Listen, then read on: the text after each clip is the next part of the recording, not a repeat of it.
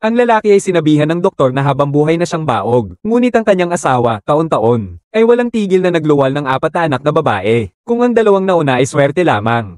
Ang 2 sumunod ay masasabing kahanga-hanga na, para maiwasan ang 3 anak at magkaroon ng normal na buhay mag-asawa. Sumali ang lalaki sa isang grupo para magpa-vasectomy sa malapit na ospital. Sandali lang. Mayroon bang group buying para sa pagpapatali? Talaga bang maaasahan yan? Oo naman. Para mapanatag ang loob ng kanyang asawa, kahit na pagkatapos ng discount, 9.9 lang ang ginastos sa buong operasyon. Pero ang doktor na nag-opera ay talagang isang may karanasan na. Nakahinga ng maluwag ang asawa niya pagkarinig nito. Pero sa isang pagkakataon lang pala, ang asawa ng lalaki, nagdadalang tao na naman. Pumunta siya sa doktor para makipag-usap. Sinabi sa kanya ng doktor, ang posibilidad na mabuntis pagkatapos ng vasectomy ay wala pang 0.3.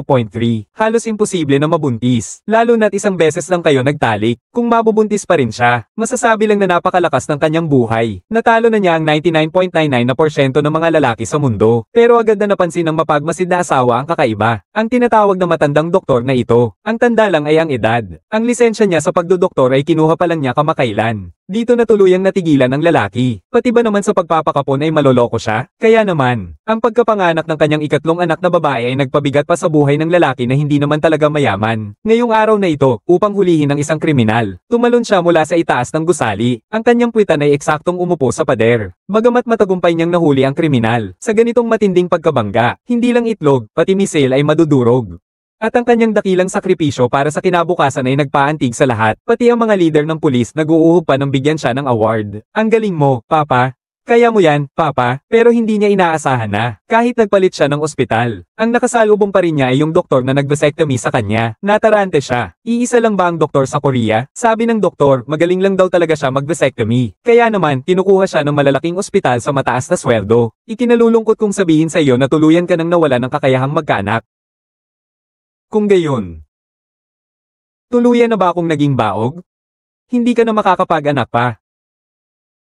Paano kung malaman ng lalaki na hindi na siya magkakaanak? Sa halip, nagdiwang siya. Dahil para sa kanya na mayroon ng 3 anak, para bang may magandang nangyari sa masamang pangyayari. At ang nawala lang naman sa kanya ay ang kakayahang magkaanak, hindi naman ang kanyang pagkalalaki. Ngunit, isang bagong misteryo ang biglang lumitaw. Ang kanyang maliliksing semilya ay muling sinira ang batas ng medisina. Wala pang 1 buwan, nabuntis niya ang kanyang asawa sa pang-4 nilang anak. Ano, buntis ka? Pero wala na akong kakayahang magkaanak, di ba? Sa agham, walang ganap na 100%. Iilang tadpole ang nagpapakita ng malakas na kapangyarihan. Nilalampasan ng maraming hadlang. Natupad ang misyon. Palakpakan natin siya. Sa sandaling ito, isang nakakatakot na imahe, biglang lumitaw sa isip ng lalaki. Magsipwesto kayo, mga tadpole. Saksak na tadpole. Hampas na tadpole.